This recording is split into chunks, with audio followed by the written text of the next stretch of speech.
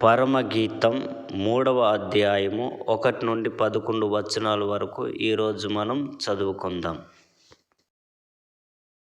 రాత్రివేళ పరుండియుండి నేను నా ప్రాణప్రియుని వెతికినను అతడు కనబడక యుండెను. నేనిప్పుడే లేచెదను, పట్టణం వెంబడిపోయి వెతుకుదును, సంత వీధులలోనూ రాజవీధులలోనూ తిరుగుదును, నా ప్రాణప్రియుని వెతుకుదును అని నేననుకొంటిని. నేను వెతికినను అతడు కనబడలేదు. పట్టణం నందును సంచరించు కావలివారు నాకెదురుపడగా, మీరు నా ప్రాణప్రియుని చూచితిరా అని నేనడిగితిని.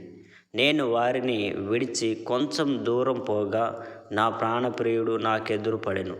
వదిలిపెట్టక నేనతని పట్టుకొంటిని. నా తల్లి ఇంటికతని తోడుకొని వచ్చితిని. నన్ను కనిన దాని ఎరలోనికి తోడుకొని వచ్చితిని. యెరూషలేము కుమార్తెలారా, పొలంలోని ఇర్రులను బట్టియు లేలను బట్టియు మీ చేత ప్రమాణం చేయించుకుని లేచుటకు ప్రేమకు ఇష్టమగు వరకు మీరు లేపకయు కలతపరచకయు నుండుడని నేను మిమ్మును బతిమాలుకొనుచున్నాను.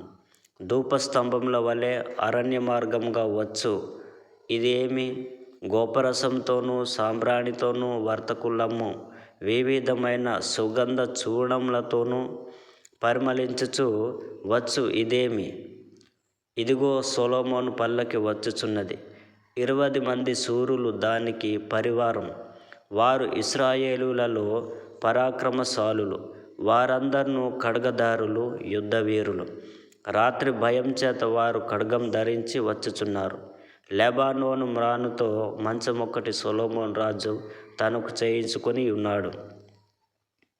దాని స్తంభములు వెండిమయములు, దాని పాదములు స్వర్ణమయములు, దాని మెత్తలు ధూమ్రవర్ణ వస్త్రముతో చేయబడెను. ప్రేమను సూచించు విచిత్రమైన కుట్టుపనితో యెరూషలేము కుమార్తెలు దాని లోపలి భాగం నలంకరించిరి. సీయోను కుమార్తెలారా, వేంచేయుడి, కిరీటం ధరించిన సొలొమోను రాజును చూడుడి. వివాహ దినమున అతని తల్లి అతనికి పెట్టిన కిరీటం చూడుడి. ఆ దినం అతనికి బహు సంతోషకరం. ఈ వాక్యం మీకు గనక నచ్చినట్లయితే లైక్ చేయండి. అలాగే మన ఛానల్ని సబ్స్క్రైబ్ చేయండి. దేవుడు మిమ్మును మీ కుటుంబాన్ని బహుగా ఆశీర్వదించును గాక.